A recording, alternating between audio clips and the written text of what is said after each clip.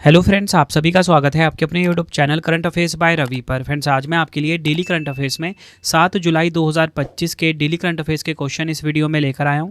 मैंने आपके लिए सभी क्वेश्चन सिलेक्टेड और इंपॉर्टेंट लिए हैं। अगर आप किसी भी कॉम्पिटिटिव एग्जाम की तैयारी कर रहे हो, ये वीडियो आपके लिए काफ़ी ज़्यादा यूजफुल रहने वाला है। फ्रेंड्स, आपको बताना चाहता हूँ कि daily 10 minute current affairs show में मैं आपको मोस्ट इंपॉर्टेंट 12 MCQ करवाता हूँ, बेस्ट एक्सप्लेनेशन और बेस्ट रिसर्च के साथ, जिन क्वेश्चन के एग्जाम में डायरेक्ट आने के चांसेस होते हैं।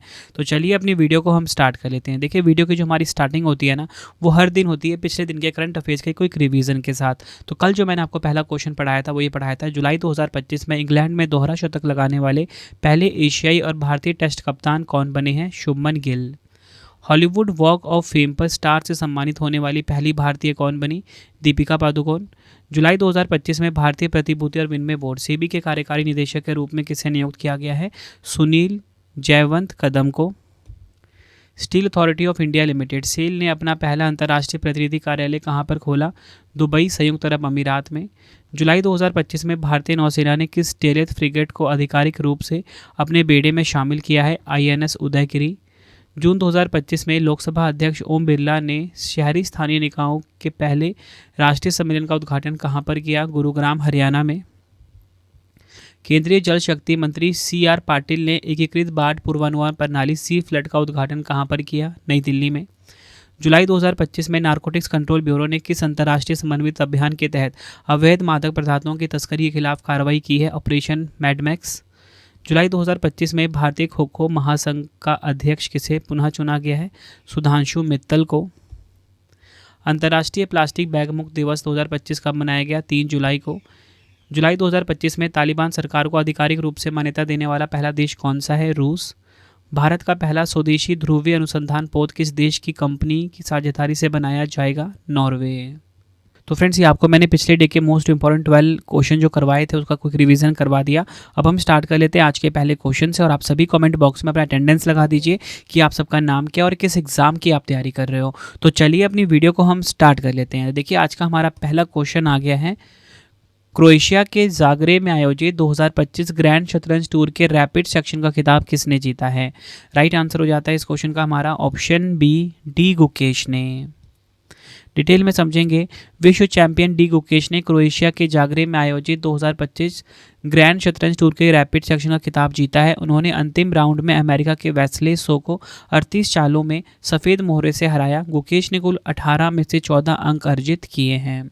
देखिए फ्रेंड्स, हमारे क्वेश्चन की टाइप क्या है? खेल पुरस्कार से जुड़ा हुआ। तो मैं आपको पिछले खेल पुरस्कार से जुड़े हुए मोस्ट इंपॉर्टेंट क्वेश्चन फटाफट से रिवाइज करवा देता हूँ। अगर पूछा जाए US open super 300 badminton tournament का एकल खिताब किसने जीता? आयुष शेट्टी ने। तीनों अंतर्राष्ट्रीय प्रारूपों टेस्ट, वनडे, T20 में शतक लगाने वाली पहली भारतीय महिला क्रिकेटर कौन बनी? Smriti Mandhana. UZ chess cup masters 2025 का खिताब किसने जीता? R प्रज्ञानंद ने। 78वीं सीनियर राष्ट्रीय एक्वाटिक चैंपियनशिप विजेता कर्नाटक। ओस्ट्रावा गोल्डन स्पाइक 2025 भाला फेंक स्पर्धा में स्वर्ण पदक किसने जीता? नीरज चोपड़ा ने। पेरिस डायमंड लीग 2025 भाला फेंक स्पर्धा में स्वर्ण पदक किसने जीता? नीरज चोपड़ा ने। कैनेडियन ग्रैंड प्रिक्स 2025 जीता जॉर्ज रसेल ने। अल्टीमेट टेबल टेनिस 2025 का खिताब जीता यू मुंबा टेबल टेनिस ने। विश्व टेस्ट चैंपियनशिप 2025 का खिताब जीता दक्षिण अफ्रीका की टीम ने। UEFA नेशंस लीग का खिताब पुर्तगाल ने जीता। बैडमिंटन टूर्नामेंट इंडोनेशिया ओपन 2025 जीता एंडर्स एंटोनसन ने पुरुष एकल में, और महिला एकल में एन से यंग जो कि दक्षिण कोरिया की है। नॉर्वे शतरंज 2025 का खिताब जीता मैग्नस कार्लसन ने पुरुषों में, और महिला में जीता अन्ना मोजिजुक ने। ये सभी आपको ध्यान रखने जो मैंने आपको पिछला रिवीजन करवाया। बढ़ते हैं नेक्स्ट क्वेश्चन की तरफ। अंतर्राष्ट्रीय सहकारिता दिवस 2025, जिसे कि हम इंटरनेशनल डे ऑफ कोऑपरेटिव्स 2025 कहते हैं, कब मनाया गया है? राइट आंसर हो जाता है इस क्वेश्चन का ऑप्शन डी, 5 जुलाई को। अंतर्राष्ट्रीय सहकारिता दिवस प्रत्येक वर्ष जुलाई महीने के पहले शनिवार को मनाया जाता है, और वर्ष 2025 में यह दिवस 5 जुलाई को मनाया गया है। इस दिन को मनाने का उद्देश्य सहकारी संस्थाओं की भूमिका और उनके सामाजिक, आर्थिक और सांस्कृतिक योगदान को वैश्विक स्तर पर पहचान दिलाना है। इसकी थीम की हम बात करेंगे, सहकारिता एक बेहतर दुनिया के लिए समावेशी और टिकाऊ समाधान लाना, cooperatives driving inclusive and sustainable solution for a better world.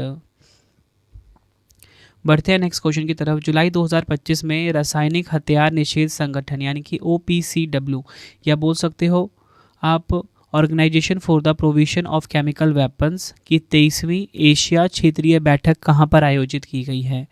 Answer हो जाएगा इस क्वेश्चन का हमारा ऑप्शन ए, नई दिल्ली में।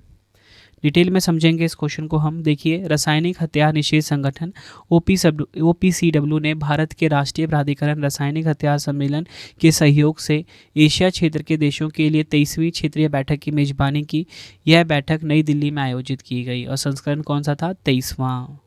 देखिए, यहाँ पे बात हुई है इंटरनेशनल ऑर्गेनाइजेशन OPCW यानी कि Organisation for the Provision of Chemical Weapons यानी कि रासायनिक हथियार निषेध संगठन।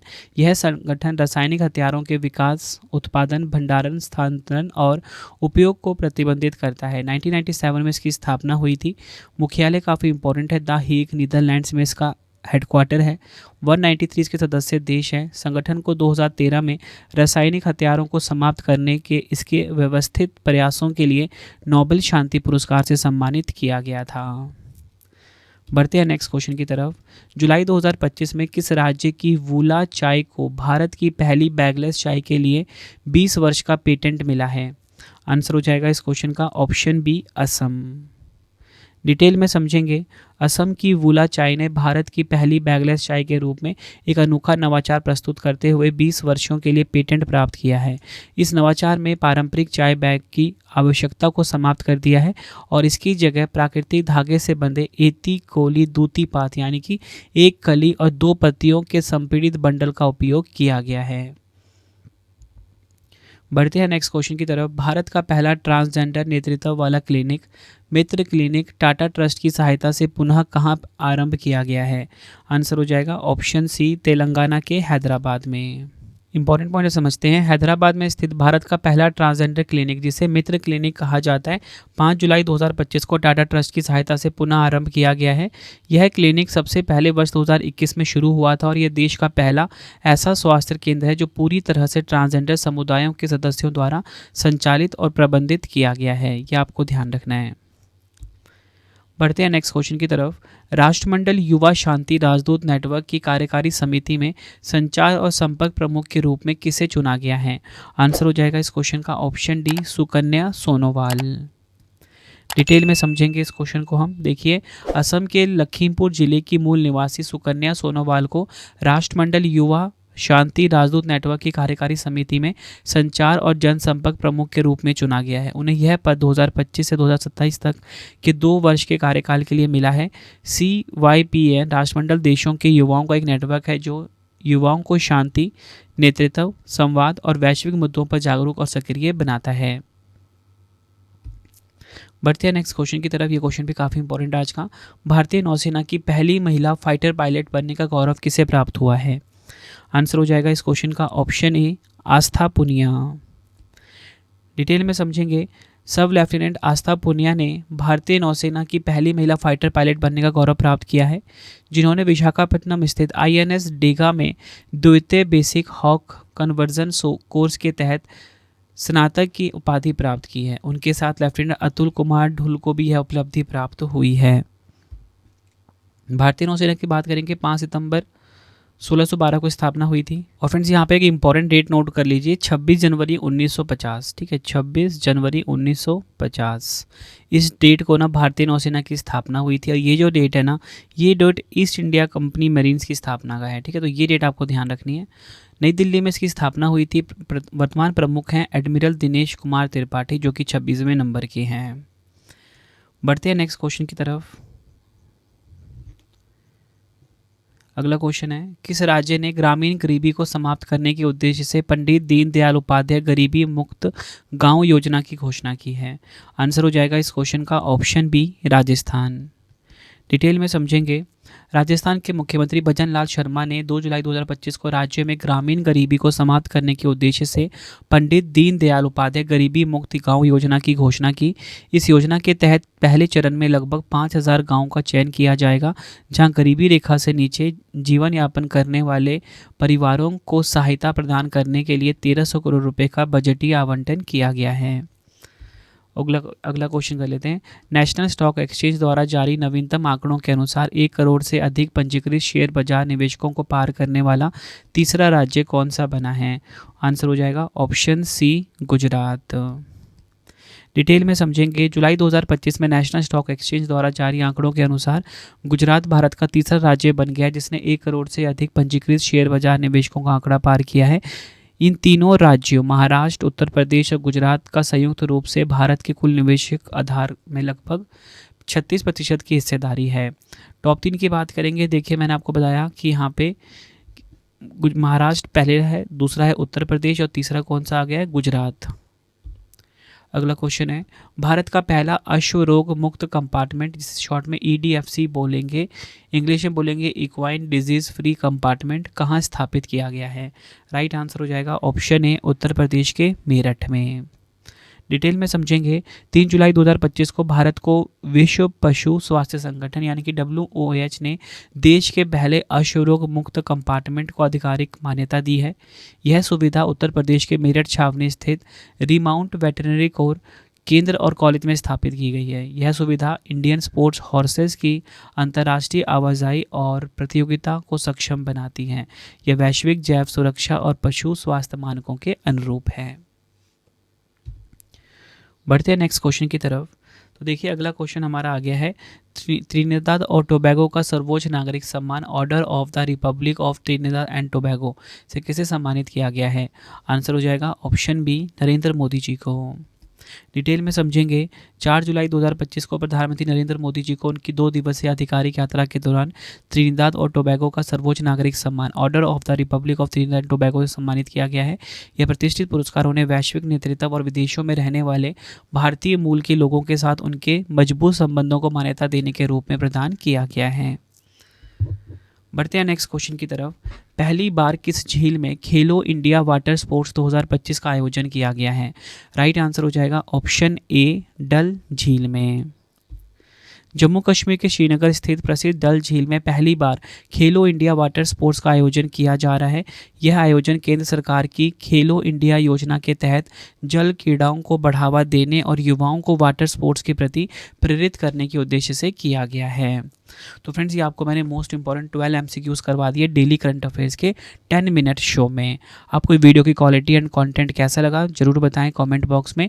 अब 3 क्वेश्चन का टेस्ट आ गया है जिसका आंसर आप सभी ने मुझे कमेंट बॉक्स में देना है। पहला क्वेश्चन है, क्रोएशिया के जागरेब में आयोजित 2025 ग्रैंड शतरंज टूर के रैपिड सेक्शन का खिताब किसने जीता है। 4 ऑप्शन आपकी स्क्रीन के ऊपर है। दूसरा क्वेश्चन है, 59वां ज्ञानपीठ पुरस्कार 2025 किसे प्रदान किया गया है। 4 ऑप्शन है। नेक्स्ट, भारतीय नौसेना की पहली महिला फाइटर पायलट बनने का गौरव किसे प्राप्त हुआ है। तीनों क्वेश्चन का आंसर आपने मुझे कमेंट बॉक्स में देना है। ये वीडियो आपको कैसी लगी फीडबैक भी ज़रूर देना है। अगर आपको किसी क्वेश्चन का आंसर देने में दिक्कत हो रही है तो आप कमेंट में रीड कर सकते हो, वहाँ पे सही आंसर्स आपको मिल जाएंगे देखने को, क्योंकि इसमें मैंने एक क्वेश्चन पुराना वाला ऐड करा हुआ, ये वाला, ठीक है। तो आपने आंसर ज़रूर देना है कमेंट बॉक्स में। वीडियो कैसी लगी ज़रूर बताना है फीडबैक में। अगला वीडियो किस टॉपिक पे पढ़ना है वो भी आप मुझे कमेंट में ज़रूर बताइए। तो फ्रेंड, इसी प्रकार से हमारी वीडियो हो जाती है कंप्लीट। आपको छोटी इन्फॉर्मेशन ये दे देता हूँ कि अगर आपको बुक्स चाहिए raviaditipublication.com से आप ऑर्डर कर सकते हो। इसी के साथ अगर आपको PDF चाहिए ravibookspdf.com से आप बाय कर सकते हो। इंस्टेंट आपको ईमेल पे डिलीवर हो जाएगा। करंट अफेयर्स GS की सारी PDFs अवेलेबल हैं, ठीक है, प्रॉपर नोट्स के फॉर्मेट में इंपॉर्टेंट क्वेश्चन के साथ, ठीक है। मंथली करंट अफेयर्स की मैगजीन आप ये देख सकते हो, हर महीने अवेलेबल है 500 MCQs के साथ। रवि स्टडी ऐप को आप इंस्टॉल कर लेना फ्री टेस्ट के लिए, फ्री PDF के लिए। बाकी कोई भी अगर आपको पेड वीडियो टेस्ट सीरीज चाहिए रवि स्टडी ऐप पर ही आपको मिलेगा। अगर आप ये ऐप इंस्टॉल करते हो, आपको मेरा इनिशिएटिव पसंद आता है तो फ्रेंड्स आप रेटिंग ज़रूर किया करो, ठीक है। तो आप 5 स्टार रेटिंग दे सकते हो इस ऐप को, ठीक है। टेलीग्राम इंस्टाग्राम पे जुड़ सकते हो, करंट अफेयर्स बाय रवि नाम से है। वीडियो आपको कैसी लगी कमेंट में ज़रूर बताना। मिलते हैं आप सभी से नेक्स्ट वीडियो में। Thank you and wish you all the best.